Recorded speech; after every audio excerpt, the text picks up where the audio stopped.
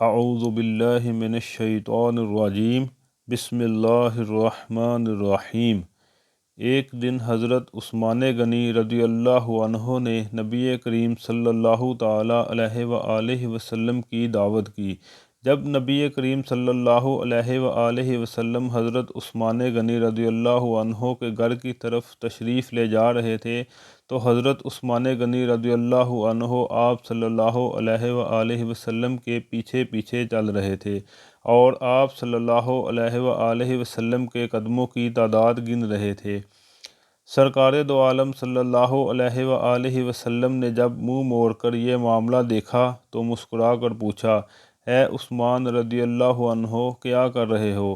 حضرت عثمان غنی رضی اللہ عنہ نے جواب دیا، یا رسول اللہ صلی اللہ علیہ وآلہ وسلم، میں آپ کے قدم مبارک گن رہا ہوں تاکہ میں اتنے غلام آزاد کروں۔ دعوت ختم ہونے کے بعد حضرت عثمان غنی رضی اللہ عنہ نے ایسا ہی کیا اور اتنے ہی غلام آزاد کیے۔ حضرت علی رضی اللہ عنہ اس دعوت سے متاثر ہوئے اور گھر آ کر حضرت فاطمہ الزہرا رضی اللہ عنہا سے اس دعوت کا ذکر کیا۔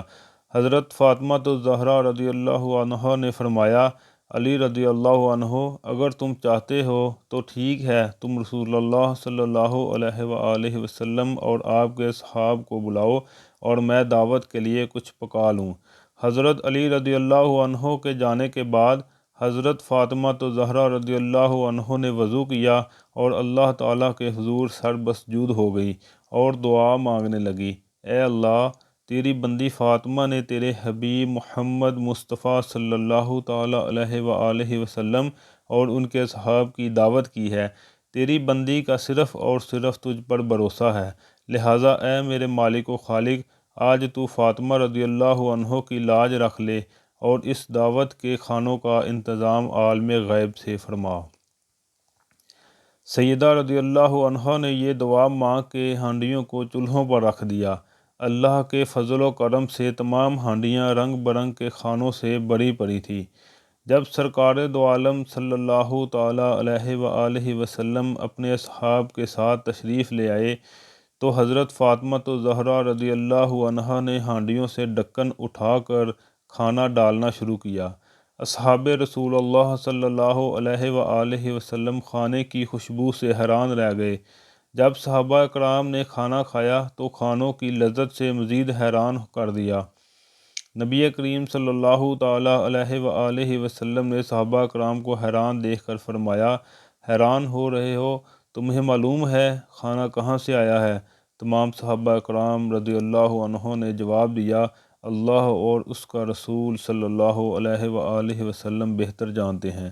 سرکار دو عالم صلی اللہ علیہ وآلہ وسلم نے فرمایا، حضرت فاطمہ رضی اللہ عنہا نے یہ کھانا ہم لوگوں کے لیے جنت سے منگوا کر دعوت کی ہے۔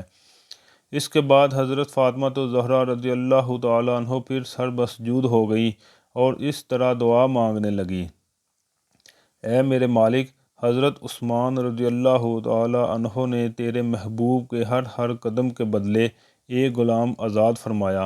فاطمہ رضی اللہ عنہ کے پاس اتنی استطاعت نہیں کہ وہ غلام آزاد کرے۔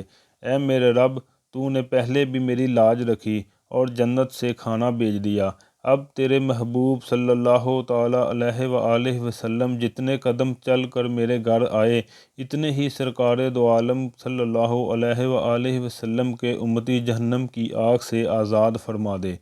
ادھر سیدنا فاطمہ رضی اللہ عنہ اس دعا سے فارغ ہوئی، ادھر جبرائیل امین علیہ السلام وحی لے کر بارگاہ خیر الانام صلی اللہ علیہ وآلہ وسلم میں حاضر ہو گئے اور بشارت سنانے لگے، یا رسول اللہ صلی اللہ علیہ وآلہ وسلم، اللہ تعالیٰ نے آپ کے ہر قدم کے بدلے 1000 گناہ گار امتیوں کو بخش دیا اور جہنم سے آزادی عطا کر دی۔